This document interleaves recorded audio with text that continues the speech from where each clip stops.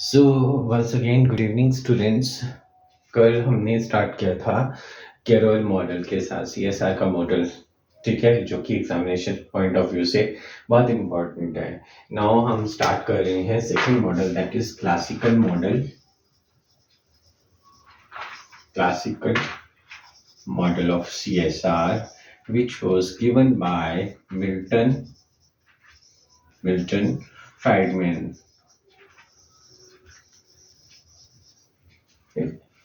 Milton Milton Friedman. ठीक है।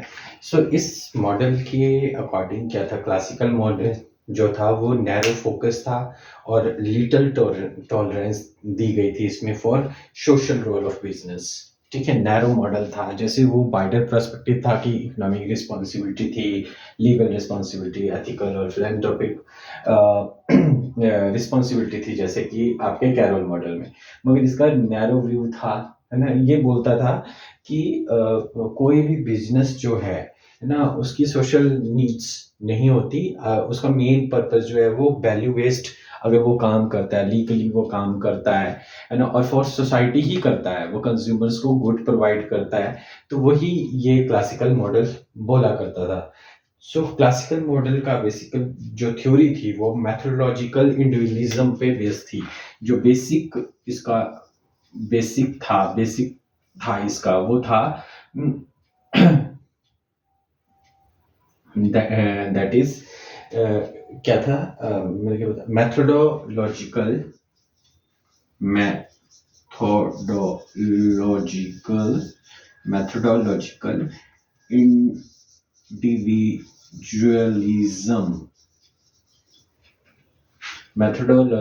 Individualism. ठीक है। सो ये क्या बोलता था, बिलीव दैट कि इंडिविजुअल जो है वो सेंटर है ना, किसी भी बिजनेस का इंडिविजुअल सेंटर है। तो जो भी कार्य किया जाता है, जो भी कार्य किया जाएगा, वो इंडिविजुअल जो है वो सेंटर है वैल्यू सिस्टम का।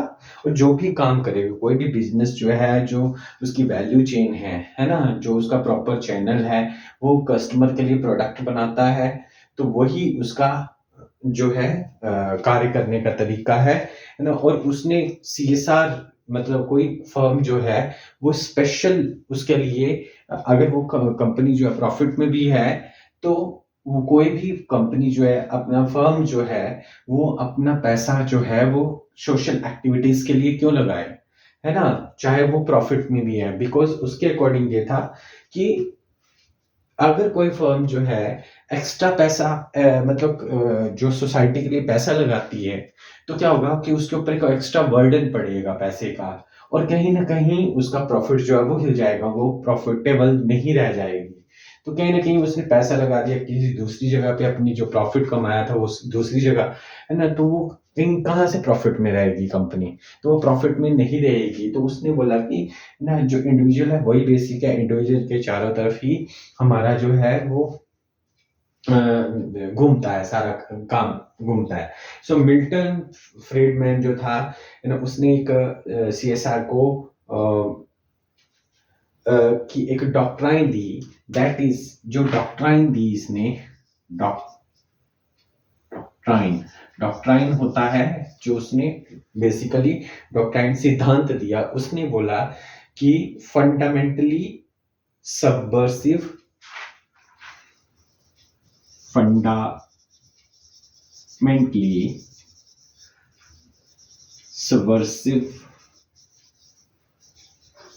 fundamentally सबवर्सिव डॉक्ट्राइन दी इसने, है ना, फ्रीडमैन ने।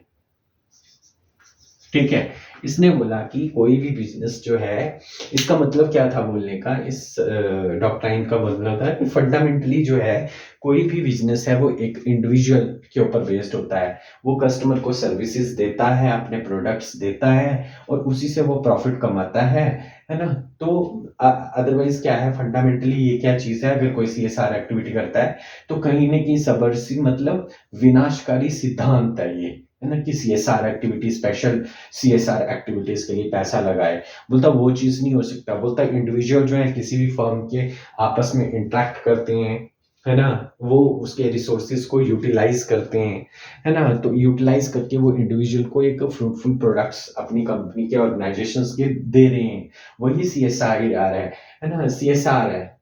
ठीक है, वही सीएसआर है ना? अगर कोई कंपनी या ऑर्गेनाइज़ेशन जो है, वो स्पेशल उसमें से बजट निकालती है और सोशल एक्टिविटीज़ के लिए रखती है ना? तो वो क्या है, उसके लिए एक्स्ट्रा बर्डन हो जाएगा, वो प्रॉफिट मेकिंग नहीं रहेगी कंपनी, है ना? जिससे वो सीएसआर मॉडल करने का कोई फ़ायदा नहीं है ना? उसके अकॉर्डिंग अगर कंपनीज़ जो हैं एथिकल मैनर में काम करती हैं, है ना? लॉज़ को फ़ॉलो करती हैं, प्रॉपर लीगल लॉज़ को फ़ॉलो करती हैं और प्रॉफ़िट मैक्सिमाइज़ेशन करती हैं, है ना? तो वही सीएसआर है ना? बिकॉज़ जो कंपनीज़ जो हैं, जब प्रॉफ़िट बनाती हैं, तो उनके ऊपर टैक्स लेवल होता है, लिमिट होता है उनको टैक्स देना पड़ता है और वो जो टैक्स है, उससे जो है वो गवर्नमेंट जो है, वो क्या करती है, कोई रोड बनवाती है ना? कोई हॉस्पिटल्स बनवाती है, कोई एजुकेशनल में खर्च करती है।